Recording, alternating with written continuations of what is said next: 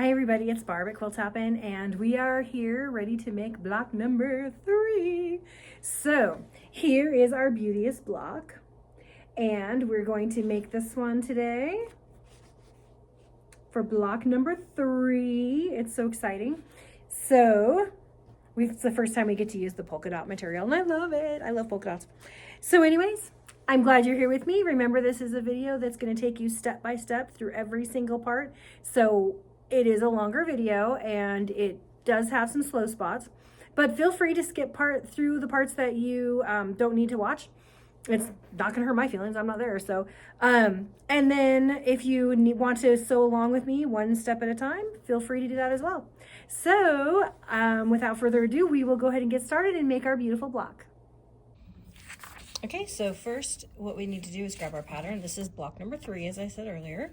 So you have 4 colors this time. We've got the blue teal dot, we have light apricot, dark blue, which is not a batik, remember, from last month. It is actually a just a regular cotton, so you do have to watch for right side. And then you have the background, which is still the green and white swirls. And this one is batik. Okay, this block is actually super easy because literally all you're doing is making a whole bunch of half square triangles. The whole thing is half square triangles, so it's really great. But first we need to prep our fabric. So we've got a 9x9 piece of the teal dot and the apricot. They get cut exactly the same way, so I'm actually going to layer mine together and cut them at the same time. And then I have my dark blue. I only need 2 squares from that, so I'll cut those 2 squares from there. And on this one, I need to cut 6 4-inch squares. So you notice they're all 4-inch squares, which is cool. The trick to this block is literally just to make sure you pair them up correctly. So we'll get to that in a minute after we get all of our 4-inch squares cut. So I'm going to start with the fabric C and fabric I, which is the blue and teal dots and the light apricot.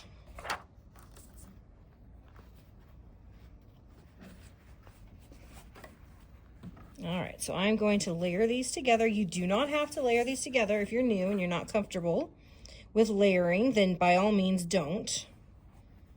And you do have enough fabric provided that you can trim off your edges. And it looks like I didn't do quite as good a job cutting this week, so I am going to actually trim mine up just a smidge.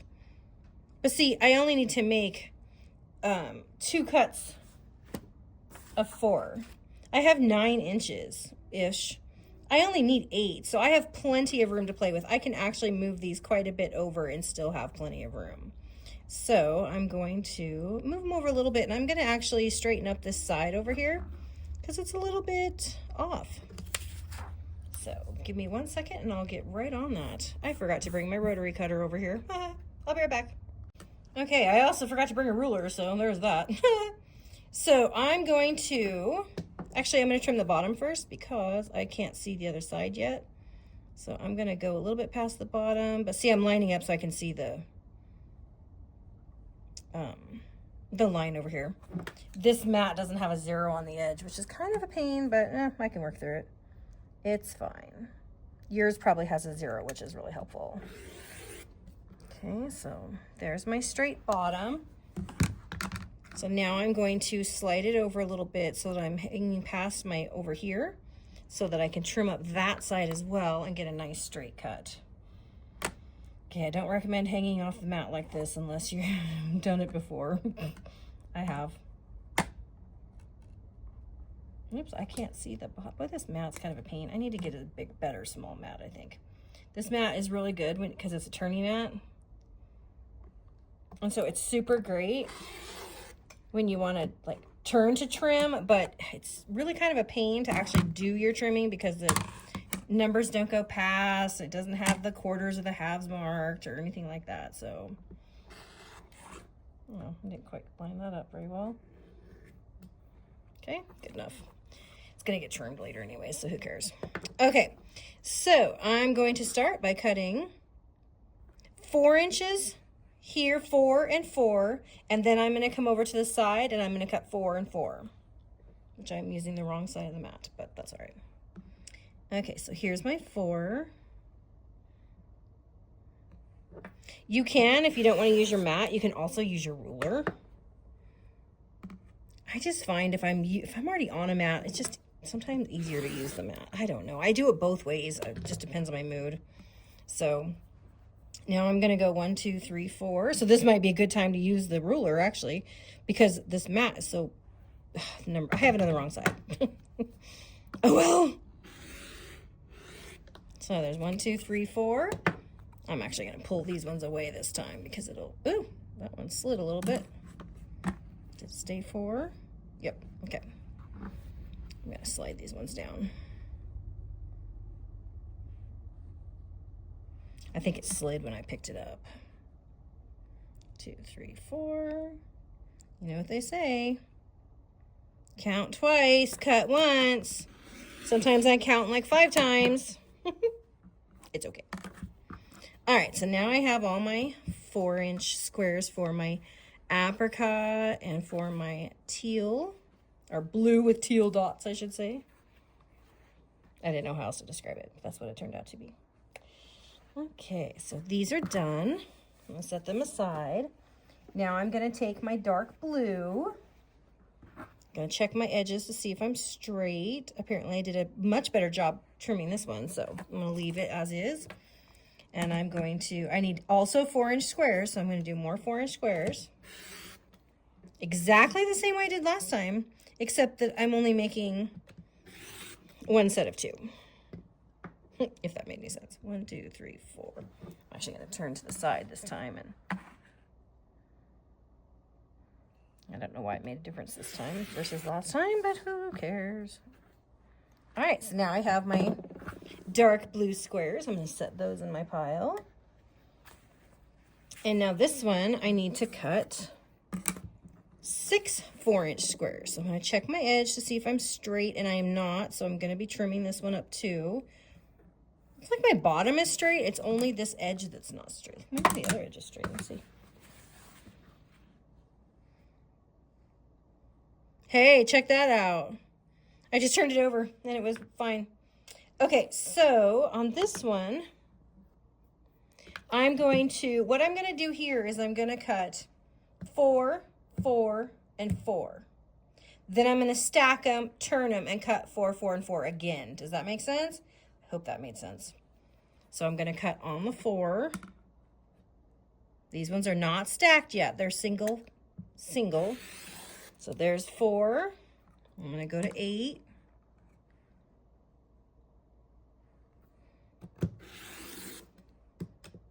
Okay. And then I'm going to go to 12. And again, see how much you have extra fabric this time. So it's really nice. It made the math easier to just have extra fabric. Okay. So now I'm going to take them, turn them sideways, and I'm going to stack them. I'm putting my nice edge on this side over here so that this side looks really nice. I mean, there should be 2 good sides now, but like this end wasn't trimmed. So, well, I guess it was actually because I just cut it. Okay, don't listen to me. I don't know what I'm talking about. Okay. Now they're stacked, so I'm actually cutting 3 at a time. Again, if you're not comfortable, don't do it. But I'm going to cut 4 and 4.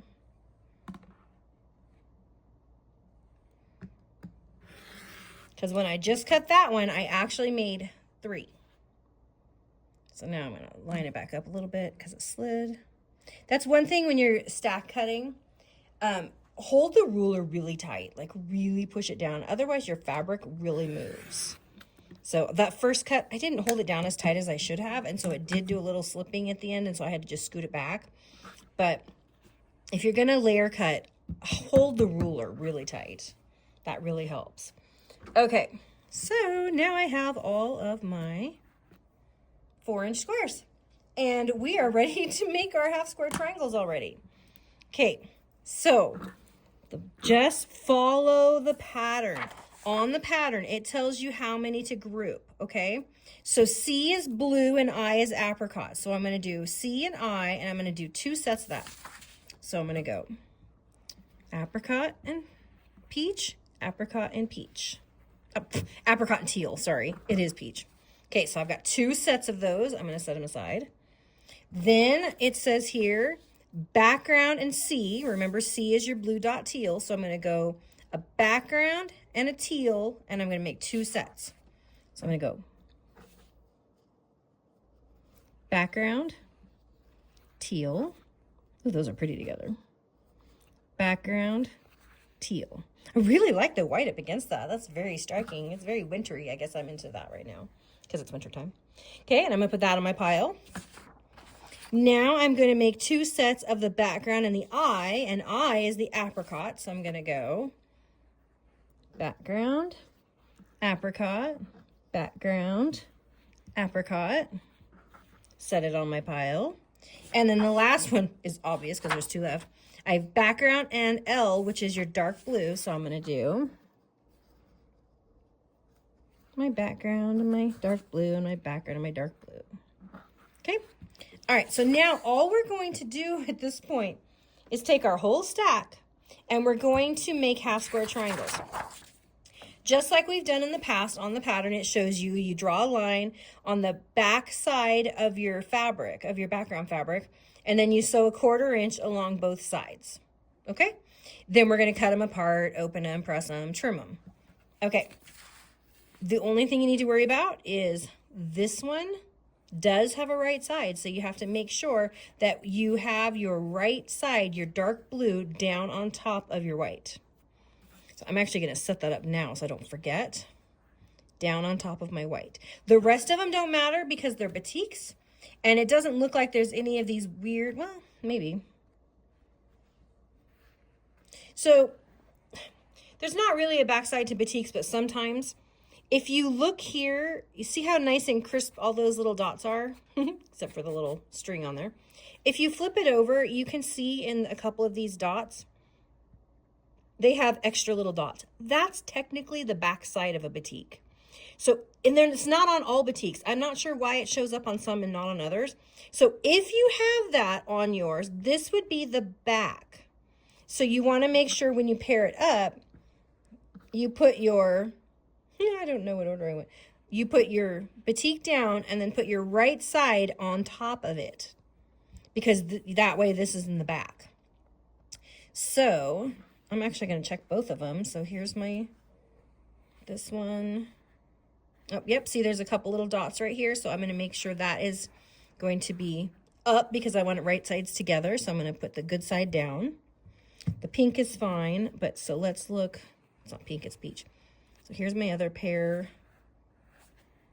Honestly, this side looks pretty much the same. This side has one less dot, so I'll make it the right side. Not a big deal. I mean, it's really not that big of a deal, but you know, if you're planning it, you might as well look, right? So not really a big difference. So I'll put that one down. And then these ones don't matter because there's nothing on these. Okay, so if you're drawing the line, you need to draw a line from corner to corner on all of your lighter squares. So like in the teal and apricot, I would draw it on this one because it's lighter and easier to see. So it does not matter. Okay, I'm not going to draw the lines. I am going to use my diagonal seam tape. But if I was drawing the line, I would just take my ruler, lay it on something flat, and literally just take a pencil and just draw line from corner to corner.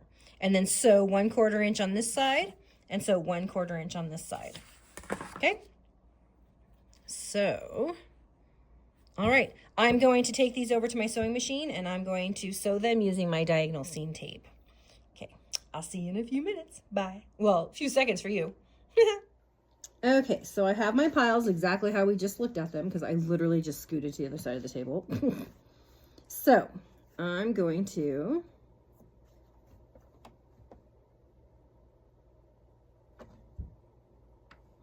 if you're using diagonal seam tape and you're sewing on the 1/4 inch of either side, so instead of following the red line, I'm going to follow this gray line because then my stitch will go down the red line and that will be 1/4 away from my corner. Does that make sense? So here's my corner. I put it on the gray line on the outside and that's going to stitch my 1/4 inch right along right on the red line, which is 1/4 inch away from my center. Does that make sense? I hope that makes sense. If it confuses you, then just go back and draw the line. And then you can actually practice if you want. If you have diagonal seam tape, you can practice with the line there and move over. Just make sure that you're in the right place. So that would work. So what I do is I line it up here. Actually line it up on my end too, because remember my diagonal seam tape goes over the edge. And then I'm just going to slide it forward and put my foot down. And then I just check to make sure on the end that I'm still lined up on that gray. Okay, if your thread nests a lot, you might want to use yourself a little leader. I'm going to try to hold it and hope. Okay.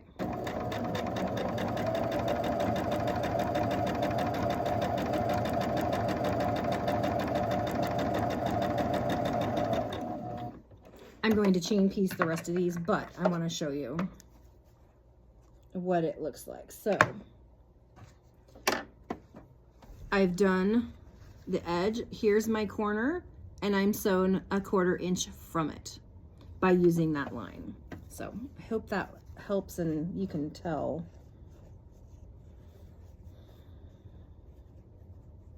Okay, so I'm gonna do the same thing here, line up on the gray, and then I'm gonna just slide it forward and go.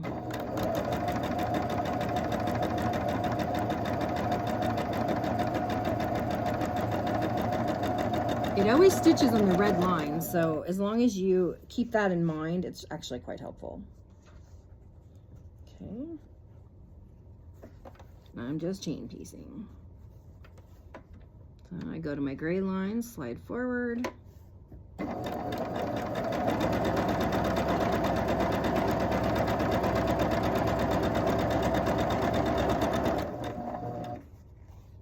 And you literally just repeat the same steps for all of these squares. So feel free to just zoom right past this part if you want, because I'm just gonna keep doing this until they're done.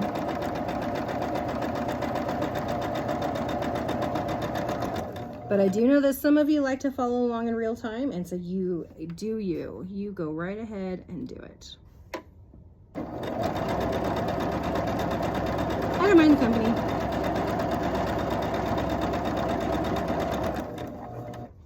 I really like those two together. It must be the wintertime vibes coming out. Although it's not a wintertime quilt.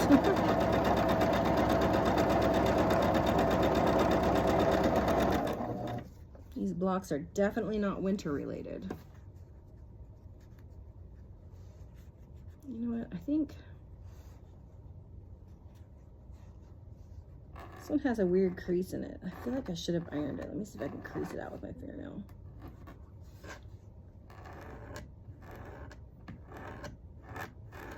Yeah, I got it.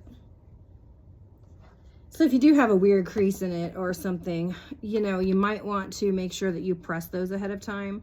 I don't press the fabric before I cut them, so only if it's the end of a bolt when it's all wonky, but you may want to give all your fabrics a little bit of a press before you start, just so that they're nice and flat.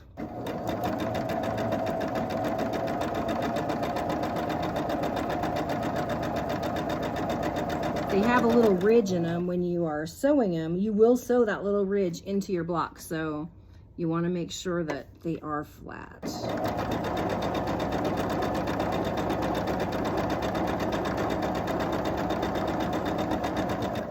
Okay, so I've gone to the end. I've chain pieced them all. I'm going to use my blade saver, my little snowflake or flower or whatever it is. I think it looks like a snowflake, but whatever. I'm going to trim these apart. Lay flat.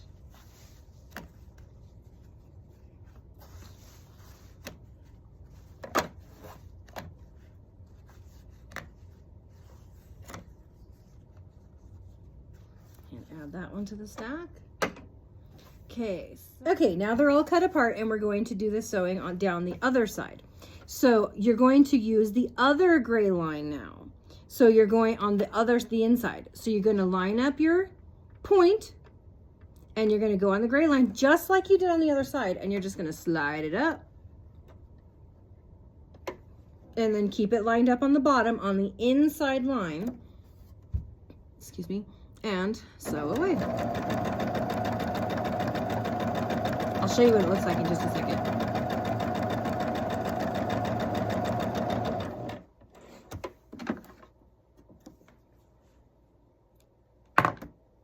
So now if you can see, I have actually sewn on both sides of the corner without drawing a line. I don't know which way is easier to see it, but so, and then when I'm ready to cut them apart, I'll just line up my ruler from corner to corner and cut between them. So I didn't have to draw the line because I used the tape. So that's totally your call. This does take a little bit of practice. So, you know, but just go slow, pay attention, and take your time. That's all that matters. Okay, so now I'm going to chain piece the rest. So I'm going to line up on my inside gray line with my point, slide forward, and sew away.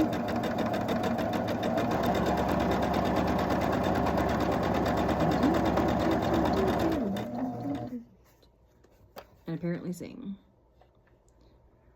Can't help it. That's what I do.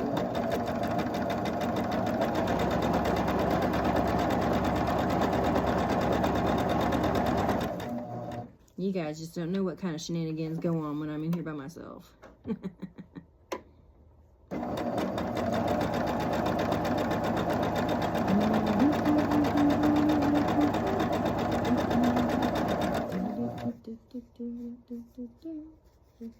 on.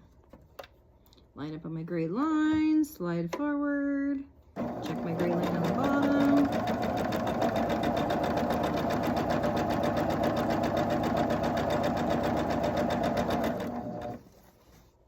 Line up on my gray line. If you have to repeat it to yourself over and over again, do it.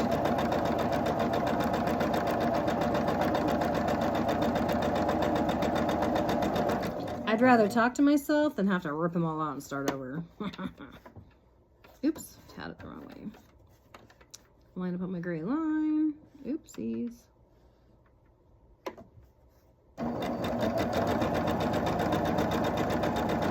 And of course, if you have the drawn line, easy, you just draw sew 1/4 inch away. So, I mean, if you're really looking to make your life super easy, drawing the line sometimes is helpful. It's more brainless. Got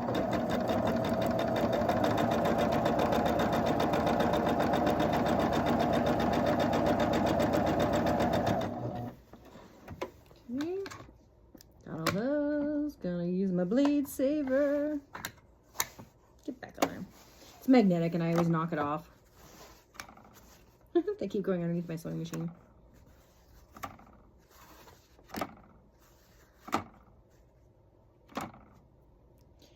Okay, so I have all of my half square triangles sewn together. So now we're going to go back over to the cutting mat and we're going to just line up our ruler and cut. So I will see you over there. Okay, so we're back at the cutting mat because I literally scooted to the other side of the table again. And I don't know why, but I want these to be in this. I don't know why, but I wanted them to be grouped and that one was out of order and it just drove me crazy. Okay, so I am literally just going to take my ruler and I am going to line it up on corner to corner. Make sure your threads are not crossing. If you got a little wonky in your seam or something, you know, be careful. And then I just cut it apart like that because we're going to actually press these out and then trim them. So there's 2. I'm just going to keep going until I have all of the squares done. Really, the most important thing is just don't cross your seams. You know, we'd like to think in a perfect world that we're all perfect sewers, but, and there maybe are some out there. I'm not one of them, so I try really hard to be careful because, you know, I'm putting a lot of work into it, but, you know, I'm human.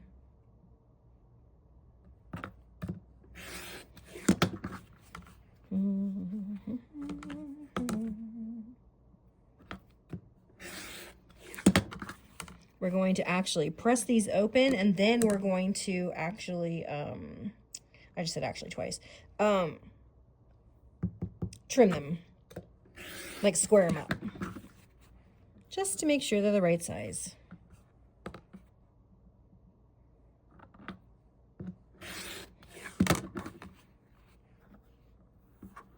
And the final one. See, this is that one that had the little crease in it, so I was able to flatten it out, and when I do the iron, it'll flatten out even more. But if you hadn't flattened that out, because it was flipped over, a little bit creased, it would have actually sewn a crease in there, and then when you opened it, you would have actually had that as a full crease. So just something to think about. Okay, so all we need to do now is just press them open, so you can just fold it back and give it a little finger press. Oh, and hang on one second. You know what? I'm going to try something different today. So I'm going to try something different today, and I'm just going to use a seam roller. So I've pressed it with my fingers. There's actually a technique to this too. So I've given it a finger press. I tend to hold it like this, and then I can press it. The reason I hold it like this is because otherwise you will actually, like, you could press it and it would fold back like that and create a ridge. So I tend to hold it back just to give it a little bit, not pulling it, but a little taut, just so that it glides smoothly over. Okay. Although if I was using an iron, that would have folded out that crease, or ironed out that crease. We'll see. Okay, so I'm going to finger press.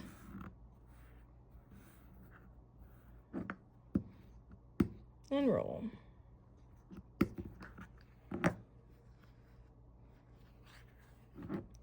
Always put the direction you're pressing toward on the top, and then that way your little ridge will go over that way. Will be, you know, on that side.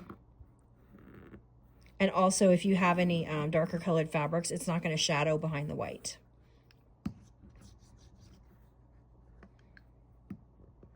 Okay.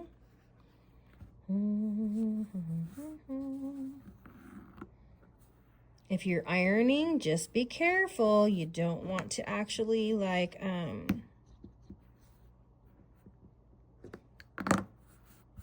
stretch it.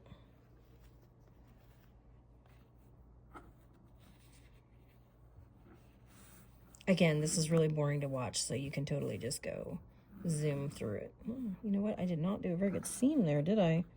That seam there is a little crooked. Like I said. Not perfect. You'll never know in the end.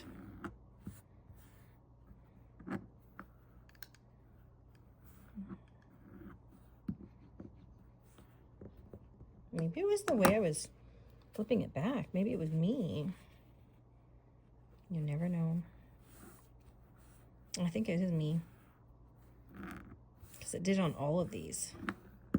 Must be the way I'm folding it back. Okay, so lesson learned. Be gentle.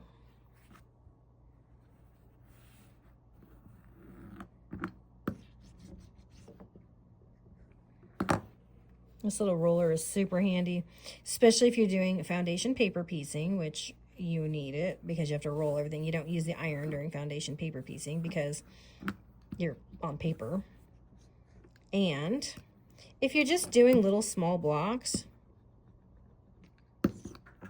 and you don't want to, you know, get up and, like, especially if your iron's in a different place, it's kind of nice, actually. Oh, I did those ones toward the peach. Oh, well, I guess I'll do it again. Weird.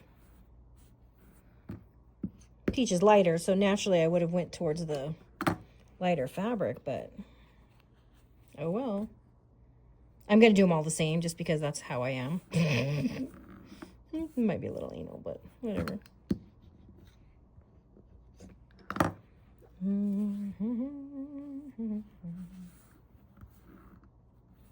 Yeah, see, it's me. It's finger pressing.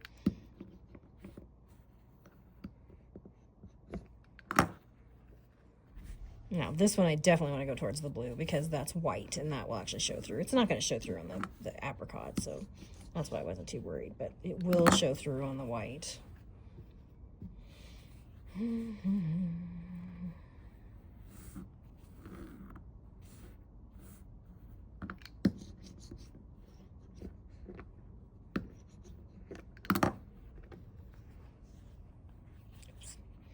Turn it over. This is the most boring part of the whole thing. block actually goes together really fast because you're literally just making half square triangles. But all these little steps make a huge difference. So you've got to press. Now, if you don't want to go to iron, using this roller is a good idea, but you've got to press because otherwise everything gets really fat and lumpy, and then it creates problems when you go to get it quilted. And just trust me, press. Okay, next we're going to trim. So I'm going to use a block lock. I will be right back. I forgot to grab it. In case you don't know what a block lock is, this is a block lock ruler. It has a little ridge in the back, and so it makes it super easy to trim your blocks. This one I have in my shop is a 6.5. I like it because you can do anything that's 6.5 and smaller. So, you know, if you're in my local area, you know, I do carry these in the store at this size. Also, this is a good size because if you're using a layer cake and you are making half square triangles out of it, this is the size that you would need. If you like sew around the edges and then cut the corners, you know, whatever. When you make, I think you make 6 that way. So, but if you don't have a block lock, let me show you really quickly how to do this. I think I've shown it before, but I'll show it again. Just, you know, I'm going to turn my mat though so I can have one. Okay. All right. So on most mats, they have a 45-degree line on it, which is great. So if you line your square up on here so that your point goes off there and then your other point goes to the corner. See, and my block's a little wonky. That's okay. That's why we trim them. But keep your line going on the 45 because this is, I mean, obviously it's a 45-degree line. And then all you have to do is find your 3.5 because you're squaring everything to 3.5 and your 3.5. So my half is the dots, which is a pain, but that's okay. And then see, you can also 1, 2, 3, 4, 1, 2, 3, 4, because that's half. So I'm going to cut that side off. I'm going to carefully pick it up so I don't move it. And then I'm going to put it on this side and cut this half off. So I don't think that will cut very well. Okay. Pull it off. Okay. Now I'm going to turn it around and put my pretty part in the corner. And I'm going to do the same thing. So this side barely needs it. 3.5. And actually, all I'm going to do is shave this one.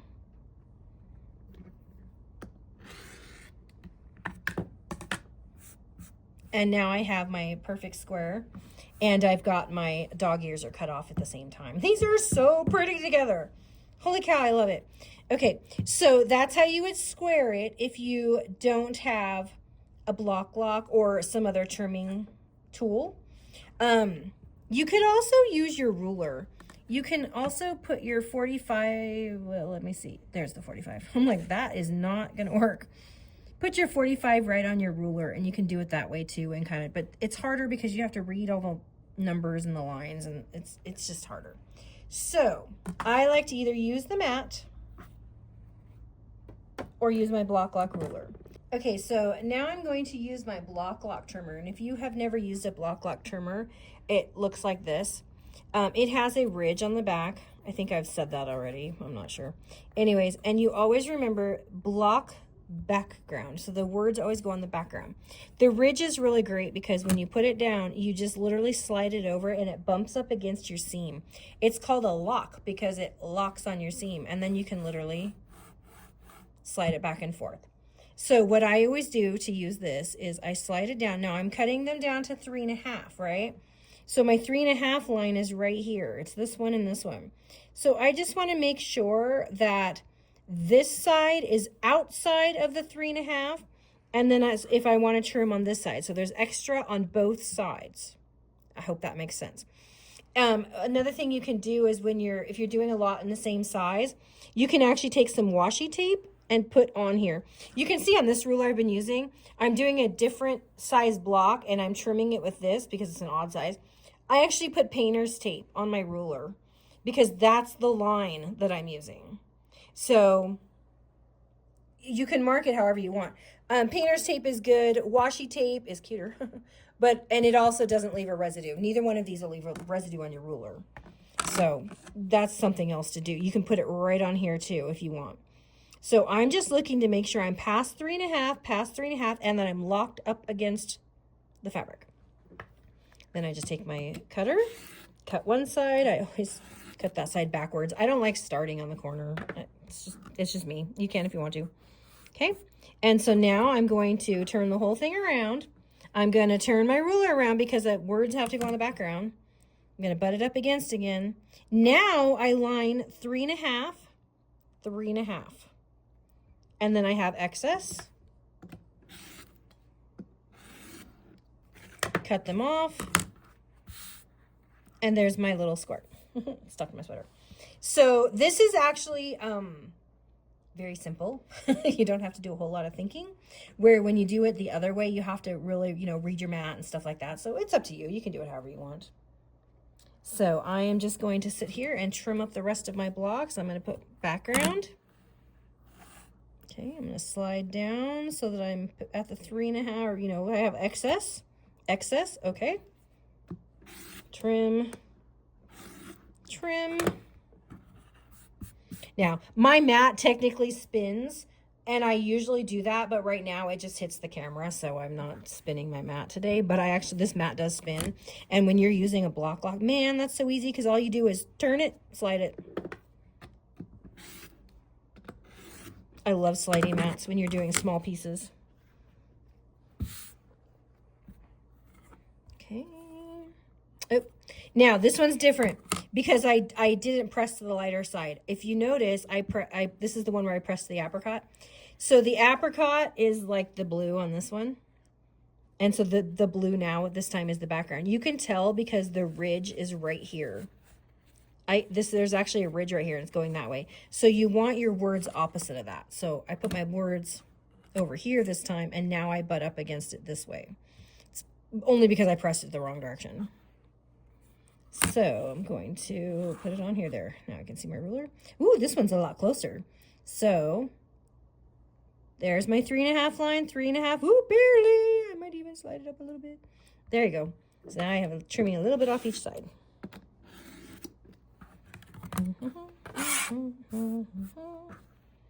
Okay, and this time my word is on the blue, which is, I know, weird. Oh, well. Oh, geez, use the right line, Barb. Okay, so if it looks really, really weird and funky, that's because something's wrong. So just pull it off and check it and start again.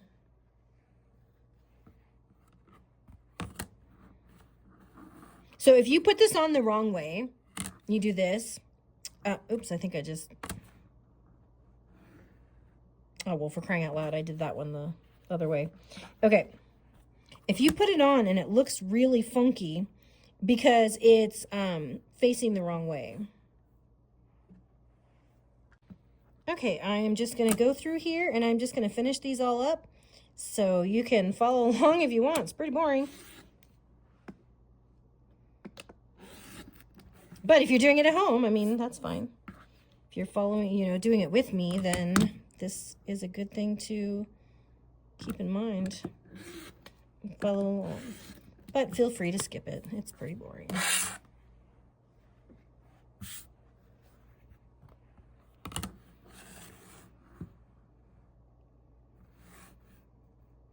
Okay, so 3.5. Ooh, that time a little bit closer.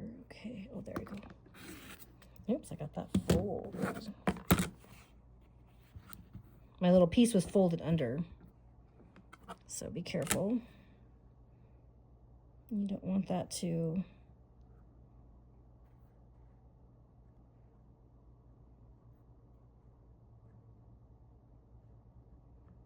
Okay, see, so yeah, so I have to recut that side. Now it's straight. Okay, I'm gonna turn it around.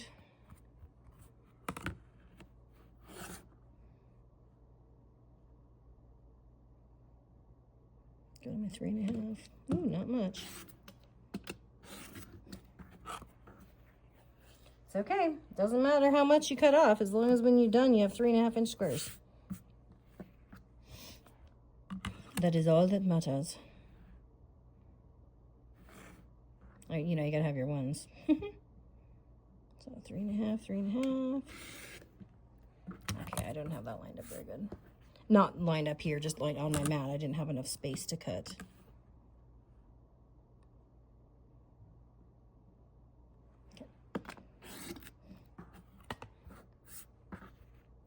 I had it too far down here and then I couldn't turn it. Oops. Just make sure you always put it on the same side.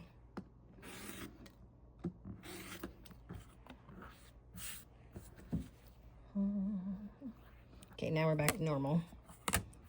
Block goes on the background.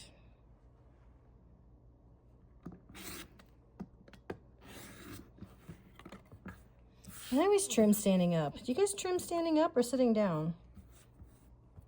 I always have to stand up. I feel like I see better if I can look straight down onto the ruler.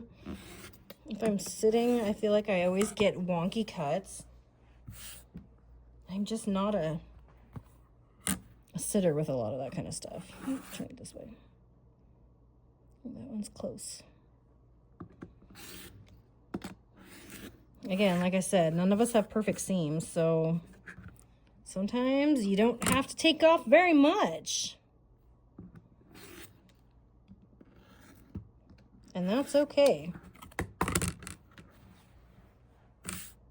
And if you don't quite have enough because you had a wonky seam or something like that, you know, as long as it falls within your 1/4 inch, you're okay. So don't panic too much, you know, especially if you're new.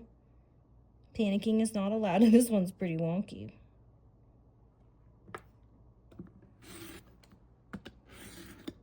But we are not perfect.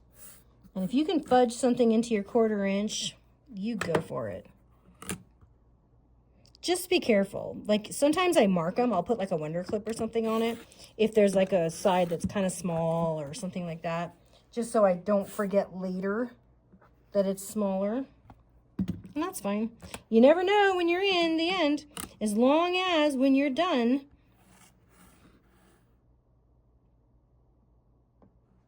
I'm sorry, I'm thinking. I stopped talking when I'm thinking. Just don't miss your seams. You know, you don't want to have something that's smaller and you're going to catch it in the 1/4 inch and then you don't catch it at all, because that's a problem. But as long as, that's one of the reasons I mark them, because then I will be more careful, and I will also double check it after I've sewn it to make sure that I did catch it in my seam, if that makes sense. So just something if you're new, something to think about. Oh, now see? I had this on backwards. I'm like, why is this not working? It's not working. It's all completely off because I had the writing on the wrong side. That looks better. So if it looks wonky, just take it off, check it, reline it up. Even if you're using the mat, if it looks funny, you know, maybe you're using the wrong line on accident or something. So just do it again. Just pick it up, pick up your ruler, pick up whatever, and reline it up. Like pick the whole block up and reline it up, because it's easier to just start again than try to figure out and fix it. I used to tell the kids all the time, like if you really mess up like on a math problem or something, just start over. Instead of trying to go back and see like, okay, well this step, just start over. You know, even if it's on a different piece of paper, then you could compare and see what you did wrong. But because there's, you know, you should always learn from a mistake. But, you know, sometimes your brain just doesn't work right for a second. And start over. Not a big deal.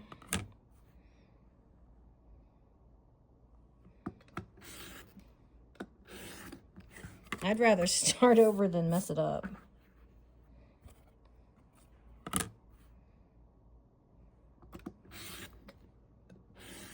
I'm also not a super speedy quilter. I take my time. I do, you know, whatever. And just, I don't know. Just one of those people that, well, take time to enjoy what you're doing. Of course, if you're trying to make something for Christmas and it's not getting done on time, we all have those stressful moments. So I'm just saying.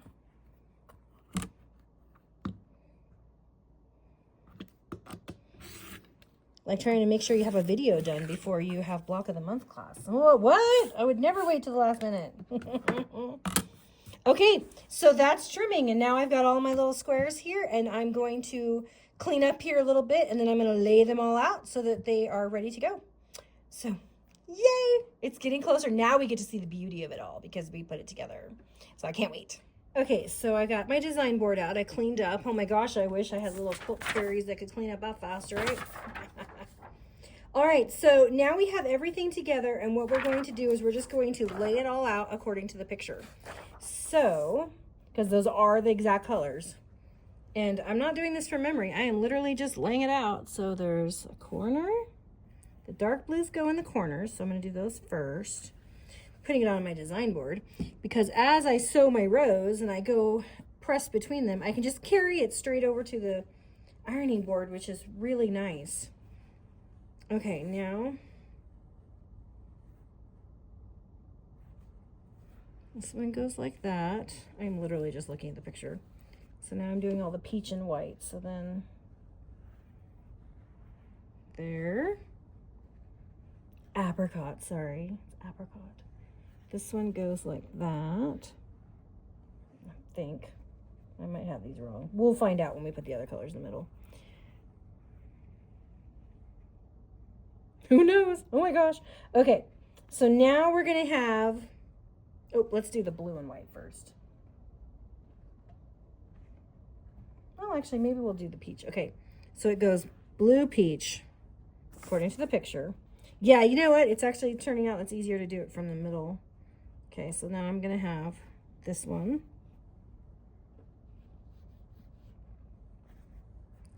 Because basically you're just making a pinwheel, but in the middle. Oh, but now see, that one was wrong. Because it's supposed to make like a continuous piece right here, like that one. Okay. That's okay. Go slow. Tired of me saying that yet. This one should be up here. So that one was right. That one was right. And that one was right. Hey, look at that. Only one mistake. Not too chubby. Okay, so here. Oh, this seems weird because it still seems hard. Okay, just try to make it continuous. Oh, there you go. Make it continuous. Make it continuous. And nope. Make it continuous. Like that. Oh my gosh, it's cute. It's so pretty. Okay, so now the choice is yours how you want to sew them together. You can sew an entire row together if you want, and then an entire row, entire row, entire row. You can sew the middle and then sew these ones and then put on the corners. Oh, golly. I'm really not sure how I want to do this one. Looking at it. I think I'm just going to do the rows today. Make my life easy. Well, kind of rows. I'm going to take this one on here, this one on here, this one on here, and this one on here. Then I'm going to sew those and I'm going to put them back, and then I'm going to sew the next one, you know, like that one. So I guess I'm not really doing it by, yes, they're by rows, but I don't know. Who knows? Okay. Anyways, I'm thoroughly confused this time. I'm going to hop over to the sewing machine, and then I'm just going to be reaching across and grabbing these as I sew. So I will sew. I will see you at the sewing machine. I grabbed the first two off the block. I'm going to put them together. I honestly have it next to you somewhere so that you can just grab it, you know, flip it over and grab it straight to the sewing machine. That way you make less mistakes that way.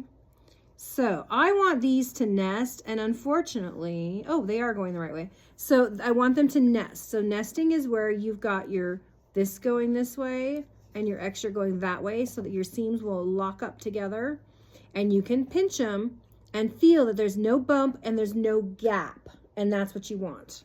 And I totally just lost which way I'm going to sew these. Again. Take it back and double check. Okay, so I'm going to be sewing them down this side. Sometimes when I pick them up, I'll put a clip on it or something so I don't forget, you know, like just a wonder clip. Like, okay, that's the side I'm doing. Then I'll line it up, take the clip off and go. But if you're not sure, do what I just did. I literally just laid it back on my design board and checked it. So that's why it's helpful to have it right next to you. I'm going to use a leader on these ones because I'm starting on a thick spot. Anytime you're starting on a thick spot, that's when your machine, it's just not going to move. And so I'm going to start here. I'm going to do my 1/4 inch, but it just, the machine, it doesn't want to feed it very well sometimes. So this, I can just give it a little gentle tug by using a leader. So. And I don't think it has anything to do with your sewing machine because I have a decent sewing machine and I still have that problem. So I'm going to leave it on there because I'm going to do the next piece. So I'm literally reaching over, grabbing it, flipping it over, and I'm bringing it to the sewing machine. This one's nice because there is no lining up, just the edges. So it's not as thick to start there, but since you're chain piecing, you can always just give it a little bit of a tug if you need to anyways. One benefit to chain piecing. I'm going to leave it there. I'm going just down the rows, grabbing the next one. Okay, again, I don't have to line up any corners. Yay. Just remember which side you're sewing on because that's the key.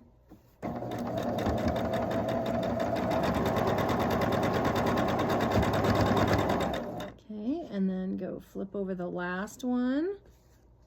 Okay, now this one I do have to line up my corner. It's going to be the corner ones I think we're going to have to line up. So it's a thick spot, so just be ready to give it a little tug if you need to. Oh, I didn't mean to that time.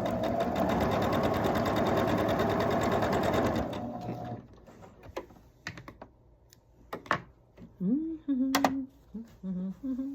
Now this was my last one, so I'm actually going to open it right as I take it off and put it back on my board. Okay. If for some reason you don't do that and you throw them in a pile, no big deal. And if you get confused on where they go, not a problem. Just refer back to your picture and relay them out. Okay, so now I'm taking my 3rd column piece and attaching it to my ones that I've already sewn. Okay, I was saying in the last one, which I wasn't recording, if you get confused when you pick it up and you're bringing it over to the sewing machine, just put it back on there and line it back up again. So it's not a big deal. That's why I use my design board because I keep it right next to me. Now on these ones, I should have said this in the last one, but you do have the bottom corner has to line up. So you want to make sure you look for the nesting.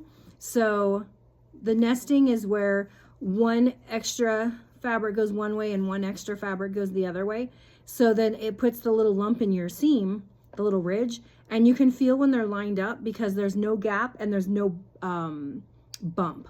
So you are going to have to line those up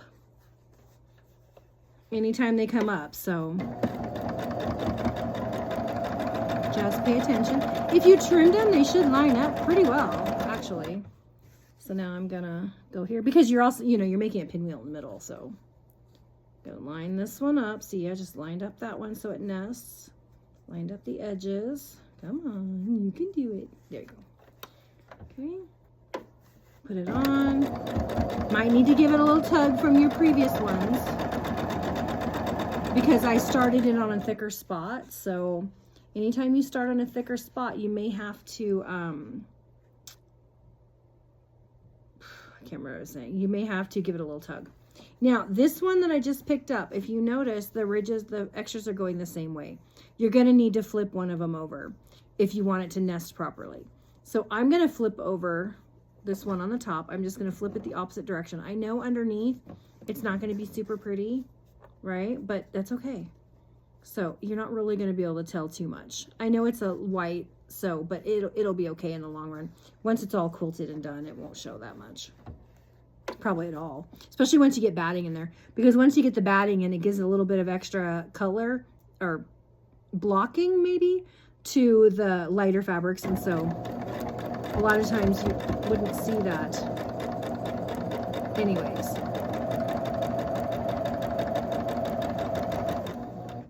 That actually came off, so I'm going to pull it up there. All right. Oh, that was the last one. Okay, so I'm going to trim them apart. So this one's already apart. So I'm going to go place it right back on my design board, exactly where it needs to go. And if you're doing these in the opposite order that you just did it, they should all line right up.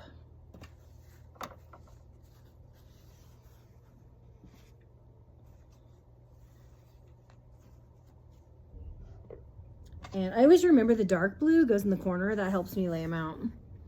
Okay, so it's looking good. If you look right here, I can show you. See, my design board is right there. So that's where we are. So now I'm going to take this one and I'm going to put it on here. Make sure I line up that spot in the corner. And then I'm going to take the next one, the next one, and the next one. Okay? I know you can't see it because it's off camera, but I just grabbed that one I flipped over. Now I'm going to line them up. I'm going to nest them because they're going in opposite directions. Okay, it's a little bit of a thick spot, so I'm going to start with a leader, just so I have something to give just a little bit of a tug on. Anytime you're starting on a thicker spot, and I know I can flip it over and do it that way, and sometimes I do, but I also confuse myself more that way, so sometimes I find if you keep it in exactly the same order, it just goes better. Whenever I try to flip them over to find an easier seam, I feel like I flip it to the wrong way and I sew on the wrong side or something. So, you know, just use a leader. Who cares? Oh, that one kind of came off a little bit on the bottom. I'm going to push that back. Oh, I should have this stiletto there. Okay. I actually have it right here. I should be using it. Okay. Line up my edge. And I use this to give myself a little bit of a tug if I need to, which I didn't. It kind of depends on where you start. If you start too close to the edge, it goes underneath and then it lumps up your fabric. And then if you try to go, it makes like a little nest. If you start slightly in, it does a little bit better, but I always just am ready for whatever.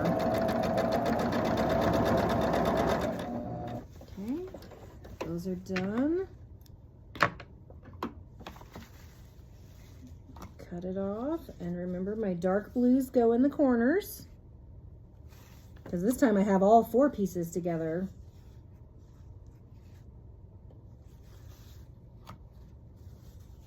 Laying it back on. That doesn't look right. I'll show you in a minute. I'll leave it and I'll show it to you what I did. Okay, dark blues in the corners. So, when I actually laid it over here, I'm like, whoa, something doesn't look right. Okay, so I put this one down the wrong direction, I'm assuming. There. So when I turn it around, now it all lines up. So if that happens, don't worry about it. Just get out the picture and make it look right. So now what I'm going to do is I'm going to actually take these over to the ironing board because I am actually going to for real press, not with a seam roller this time. And I'm going to press all of this row one way, and then I'm going to press all of this row, the seams, another way, and then this way, and then this way. Because then when I go to line up all my points, I can nest them and they're going to come out with better points. I hope that makes sense. So I'm going to literally just press them all one way. I'll give it a finger press first and then I'll lay the iron on it. I find that if you just put the iron on and then start sliding, you might either give yourself some ridges or distort the block in some way. So I'm going to lay it out gently the way I want the underneath fabric to go. Give it a finger press on all of them. Then I'm just going to set my iron on top of each one. Okay.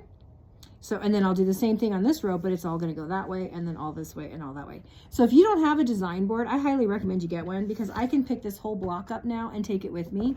I can press it and put it right back where it needs to go. So I do have some of these in the store, and if you don't have one, I highly recommend it, or make one or something. I mean, by the time you bought all the stuff and did all the time, you might as well just buy one. But this size works perfect, and I use it constantly. So anyways, that's just a little plug. I'm gonna go over and do my pressing, and I'll be right back. Okay, so here I am back. I just did my pressing on my block. It's so pretty. So now what I'm going to do is I'm going to take this one and I'm going to flip it over onto here. And I'm a pinner, so I'm going to pin. If you're new, I recommend you pin. So if you look, like right here, these aren't quite lined up yet, right? They're going the opposite directions, but you still got to line them up. So I'm going to slide the top one over until it butts up against it. You can see where the two pieces come together. I'm going to feel it to make sure there's no gap, just to make sure. And then I'm going to give it a little pin to hold it in place. Now I'm going to go over to this one and I'm going to do the same thing. Okay, I'm going to give it a little pin. Okay, then I'm going to come over here. I'm going to do the same thing.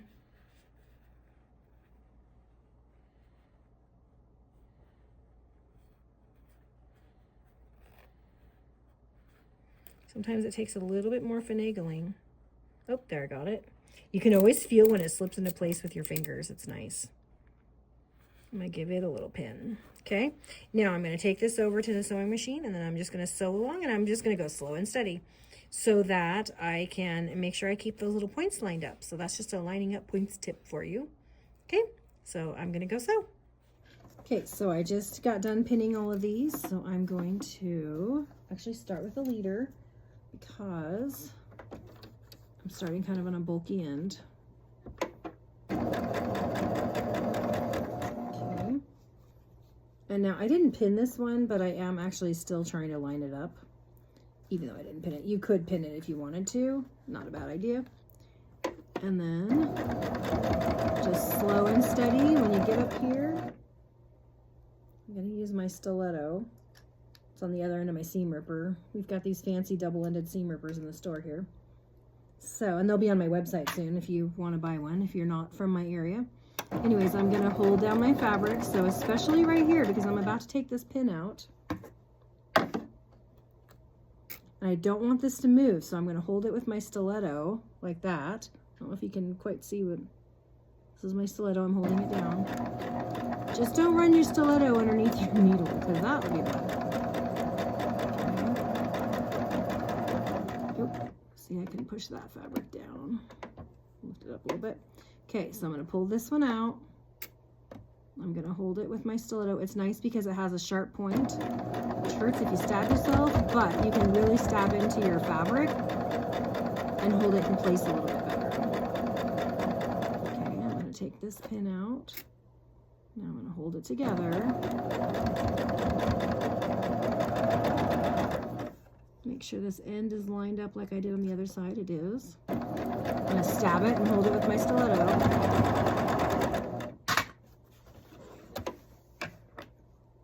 Take it out.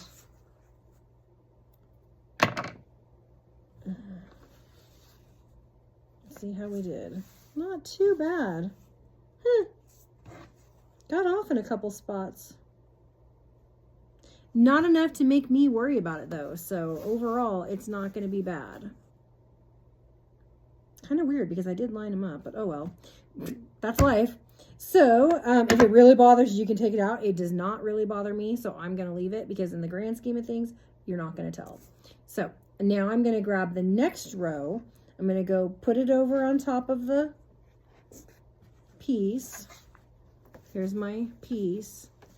This is the third spot, and I'm going to flip it over, line up all of my points again, hopefully better this time. It sure felt like they were in place. Not really sure what happened. Okay. Line this one up.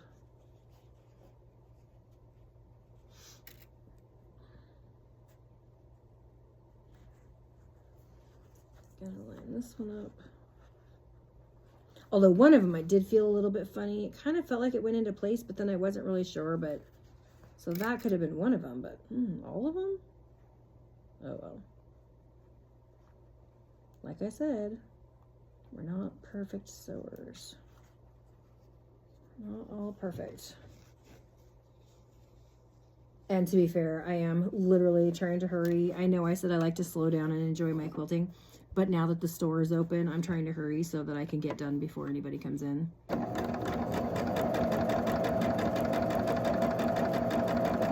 Or somebody walks by and hears me talking to myself.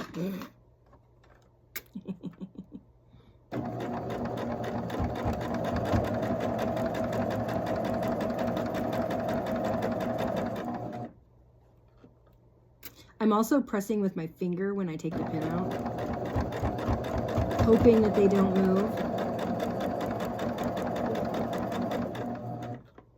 That one might be a little bit off. I can kind of see a little gap.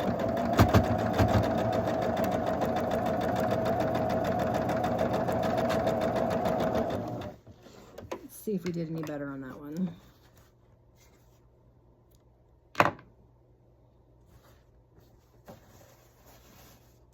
And that one was a lot better. So now I'm going to take my last row, flip it on, and I'm going to line up my seams again.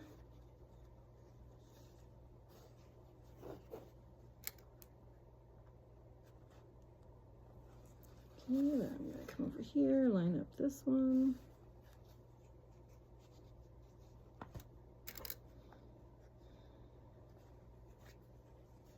Actually going to line up this end one since they do have a point. I think it's only where the blue one, dark blue ones are, you know what I mean, because of the corners.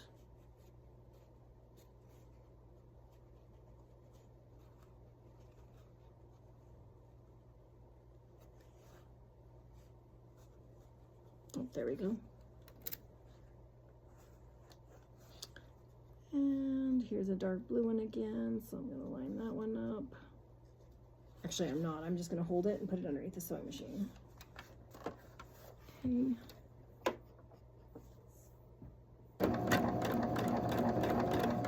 See, I didn't put a leader in it and it nested. I thought it was going to because it had a funny look on my thread when I first started. See what happens when you try to hurry? Don't hurry. It never fails. If you're trying to hurry, everything is going to go off, right? So just don't hurry.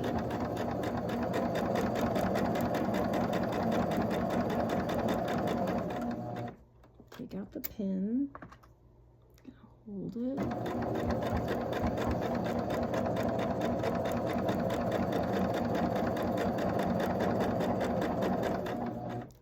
Press with my finger. Hold it. Give it a little tug because that's kind of a big lump right there apparently.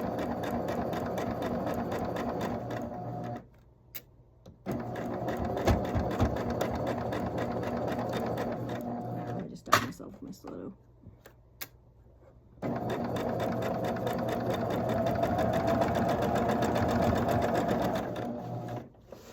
Okay. Sorry, you can always tell when I'm concentrating because I don't talk. Which is pretty weird for me. Okay, so here it is. So this end down here turned out terrible. So, and it's funny because it's both the tops and the bottoms didn't turn out so good, but the sides turned out all right. I mean, that one's a little off, but this is not my best block. How funny.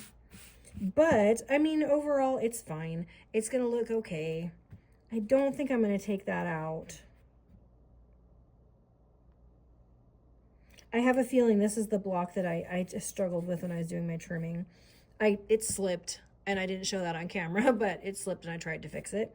So again, I didn't mark it, and I probably should have because I think it was slightly less than it was supposed to be, and I should have marked it because if I had, I would have paid more attention on that one. So, you know, live and learn. So anyways, I'm going to go over to the iron, and I'm going to give these a nice good press. I like to press my seams open.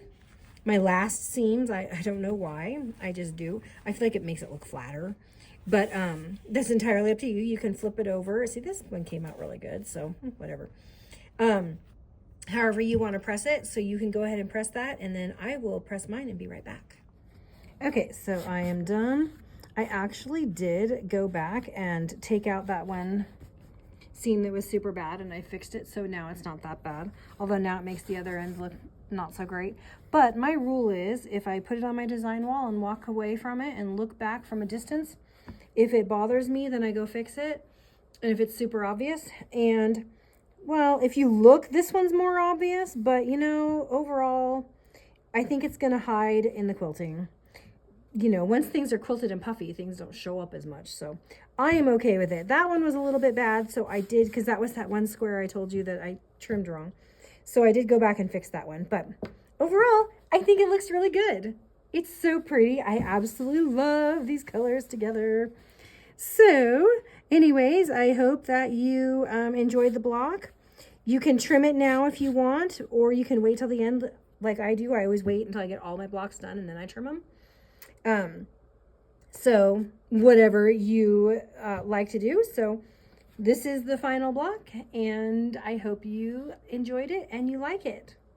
I will see you next time. Bye.